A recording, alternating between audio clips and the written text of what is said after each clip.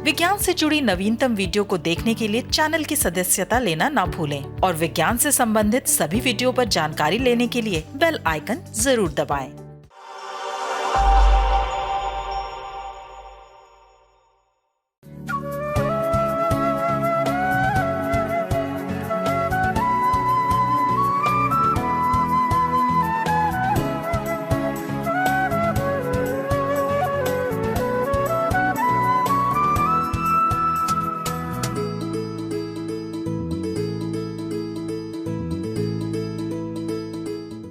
नमस्कार, जन विज्ञान में आप सबका स्वागत है।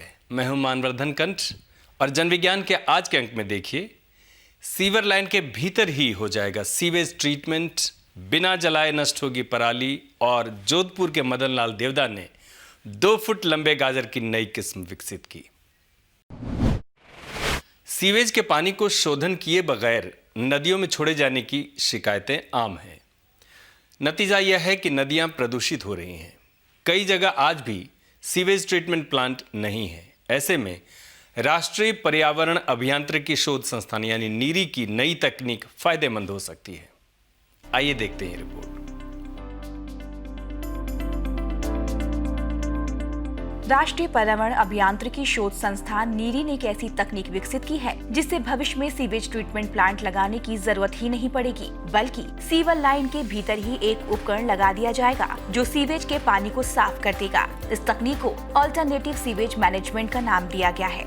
नीरी के निदेशक राकेश कुमार के अनुसार इस प्लांट को सीवेज नाले के भीतर ही लगाया जाता है। ये सीवेज के पानी के प्रवाह से संचालित होता है और इसे किसी बाहरी ऊर्जा की जरूरत नहीं होती है। उपकरण में सीवेज का पानी जैसे ही प्रवेश करता है, उसमें से गाद एक तरफ जमा हो जाती है। फिर 2 चरणों में पानी छनता है। इसके बाद तीसरे चरण में बैक्टीरिया पानी को साफ करते हैं।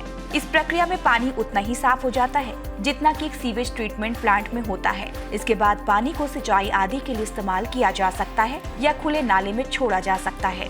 साथ ही उन्होंने ये भी कहा कि इलाहाबाद कुंभ के दौरान इस तकनीक का पहला सफल ट्रायल किया गया था। वहां 2 नालों में इसे लगाया गया था। इसके बाद नागपुर और मुंबई की सीवर लाइनों में भी इसका परीक्षण किया गया।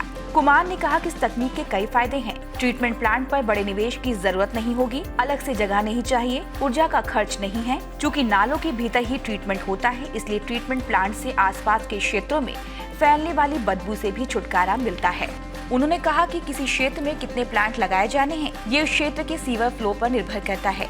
कॉलोनी से नाले तक पहुंचने वाली सीवर लाइन में 1 से ज्यादा उपकरण लगाने पड़ सकते हैं। इस तकनीक को बाजार में लाने के लिए इमर्जिंग इन्वायरो को हस्तांतरित कर दिया गया है। केंद्रीय विज्ञान एवं प्रौद्योगिकी, पृथ्वी विज्ञान और स्वास्थ्य और परिवार कल्याण मंत्री डॉक्टर हर्षवर्धन ने 26 सितंबर को CSIR के स्थापना दिवस के मौके पर इस तकनीक का विकास करने वाले वैज्ञानिकों को CSIR टेक्नोलॉजी अवार्ड 2020 से सम्मानित किया।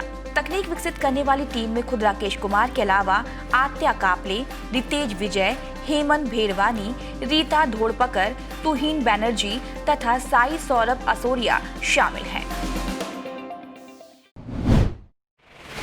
सर्दियों के शुरू होते ही दिल्ली NCR के ऊपर प्रदूषण का खतरा बढ़ने लगता है। इसका एक बड़ा कारण पंजाब एवं हरियाणा में बड़े पैमाने पर किसानों द्वारा पराली को जलाना है। सरकार ने किसानों को पराली के निपटान करने वाली मशीनों की खरीद के लिए 50% सब्सिडी भी दे रखी है, जिससे पराली का जलना कम तो हुआ है लेकिन खत्म नहीं हुआ। ऐसे में एक और विकल्प किसानों के लिए उपलब्ध हो गया है। आइए देखते हैं रिपोर्ट। भारतीय कृषि अनुसंधान परिषद यानी ICAR की प्रयोगशाला भारतीय कृषि अनुसंधान संस्थान यानी IARI ने पराली को गलाने के लिए एक जैव अपघटक कैप्सूल तैयार किया है। इस कैप्सूल से घोल तैयार किया जाता है जिसे पराली के ऊपर छिड़का जाता है और 25 दिनों के भीतर पराली खाद में तब्दील हो जाती है। IARI के निदेशक डॉक्टर AK सिंह के अनुसार ये कैप्सूल 7 किस्म के फफूंद से तैयार किए गए हैं। इनमें फंगस होते हैं जिन्हें पाउडर के रूप में कैप्सूल में पैक किया जाता है। किसानों को खेतों में इस्तेमाल के लिए इसका घोल तैयार करना होता है। पहले 5 लीटर पानी में 150 ग्राम गुड़ को उबालना होता है, फिर इसे ठंडा किया जाता है और इसमें 50 ग्राम बेसन एवं कैप्सूल मिलाए जाते हैं। इसके बाद इस घोल को टब में बंद कर दिया जाता है, जिससे उसमें मौजूद फंगस में बढ़ोतरी हो जाती है। 4 दिन के बाद फंगस की एक परत बन जाती है। फिर स्टब के पानी को 10 लीटर पानी में मिलाया जाता है और 2 दिन बाद उसमें भी फंगस दुगने हो जाते हैं। इस प्रकार 10 दिनों के अंदर 5 लीटर घोल से 500 लीटर घोल तैयार कर लिया जाता है, जो 1 हेक्टेयर क्षेत्र में 5 टन पराली को गलाने के लिए पर्याप्त होता है। इसे पराली के ऊपर छिड़का जाता है और 25 दिनों में वो खाद में तब्दील हो जाती है। जब धान की कटाई शुरू होती है तो उस समय किसान भाई गेहूं की बुआई के लिए जो है जब खेत की तैयारी करते हैं तो पराली को जल्दी से जल्दी समाप्त करने के लिए खेत में आग लगा देते हैं, जिससे बहुत ज्यादा प्रदूषण होता है। और इसके साथ साथ जो प्रदूषण स्वास्थ्य के लिए हानिकारक है, साथ ही साथ जब आग हम खेत में लगाते हैं तो अधिक तापक्रम होने के कारण जो जमीन के अंदर मित्र जीवाणु हैं वो भी समाप्त हो जाते हैं, नष्ट हो जाते हैं, जिससे जमीन की उर्वरा शक्ति के ऊपर भी प्रभाव पड़ता है। इस बात को ध्यान में रखते हुए पूषा संस्थान ने एक पूषा डिकम्पोजर नाम से जैव अपघटक तैयार किया है। इसके अंदर 7 अलग अलग तरह के फफूद दिए गए हैं, फंजाई, और उनको मिला करके ये कंसोर्शियम तैयार किया गया है। और 4 कैप्सूल का एक जो हम घोल तैयार करते हैं, ये घोल जो है 1 हेक्टेयर के लिए पर्याप्त होता है। सबसे पहले हम क्या करते हैं कि 5 लीटर पानी लेकर के उसमें 150 ग्राम गुड़ को तोड़कर मिला देते हैं, उसको गर्म करते हैं। गर्म करने के बाद पुनः ठंडा करते हैं और ठंडा करने के बाद उसमें हम जो है 50 ग्राम बेसन मिलाते हैं, उसको अच्छी तरह से मिश्रित कर देते हैं और फिर उसके बाद 4 कैप्सूल जो है उनका जो उनके अंदर बीजाणु है फंगस के, उसको मिला देते हैं और इस प्रकार से मिलाकर किसी चौड़े बर्तन में उसको हम छोड़ देते हैं ताकि सरफेस एरिया ज्यादा मिले। तो 4 दिन के अंदर उसमें फफूद की एक पूरी लेयर तैयार हो जाती है। उसको फिर हम दोबारा 5 लीटर पानी लेकर के उसमें 150 ग्राम गुड़ और उसी प्रक्रिया के साथ जो हम इसको तैयार करते हैं 5 लीटर उसमें 5 लीटर मिला देते हैं। इस तरह से फिर 5 लीटर और 5 लीटर 4 बार ये प्रक्रिया करने पे पहला जो 5 लीटर का घोल है वो 25 लीटर में बदल जाता है। अब इस 25 लीटर में हम करीब 475 लीटर पानी मिलाते हैं और हर अंतराल के बाद 2 दिन के लिए हम रखते हैं उसको। तो इस पूरी प्रक्रिया में जैसे 4 बार हम 2 दिन के लिए रखते तो 8 दिन हुआ और पहले बार 4 दिन के लिए रखते हैं, 12 दिन का समय लगता है।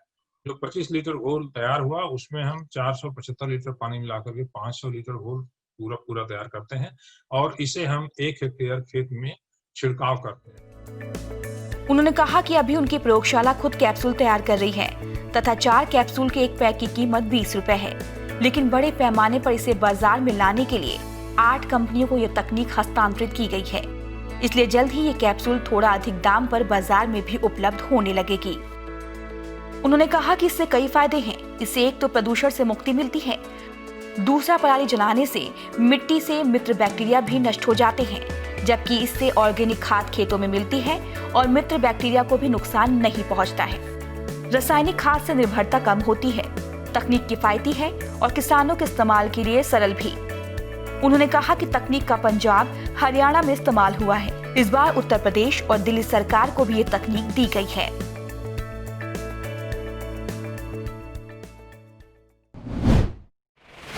गाजर एक नकदी फसल मानी जाती है, लेकिन सभी कृषि उत्पादों की तरह इसमें भी चुनौती यही है कि कैसे उत्पादन बढ़ाया जाए।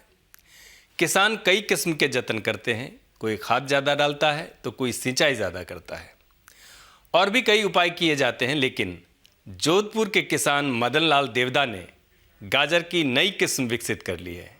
आइए देखते हैं ये रिपोर्ट।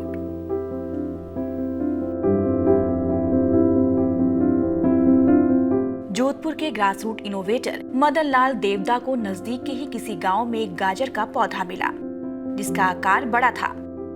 उन्होंने इस पौधे को लाकर उसकी जड़ों से बीज तैयार किए। इस प्रक्रिया को उन्होंने कई बार किया, जिसके बाद एक नई किस्म तैयार हुई।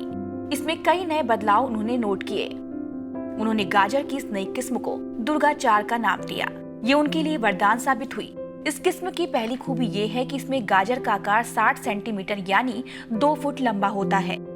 आमतौर पर गाजर अधिकतम 1 फुट से बड़ा नहीं होता।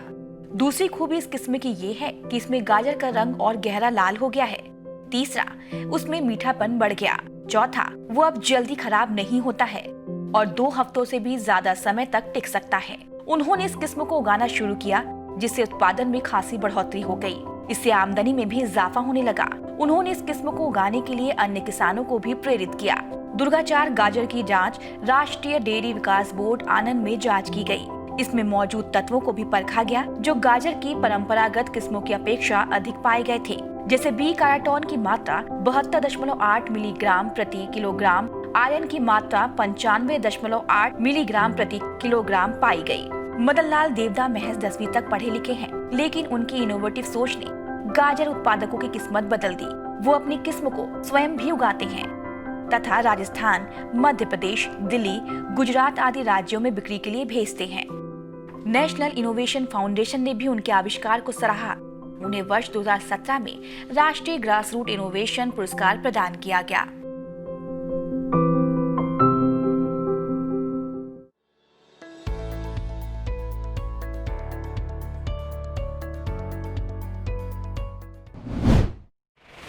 जन विज्ञान के आज के कार्यक्रम में बस इतना ही। आप सबसे अनुमति लेने से पहले एक विनम्र अनुरोध। विज्ञान, प्रौद्योगिकी, आविष्कार और नवाचार जगत के विश्वसनीय कार्यक्रमों को देखने के लिए अपने मोबाइल पर इंडिया साइंस ऐप अवश्य डाउनलोड करें।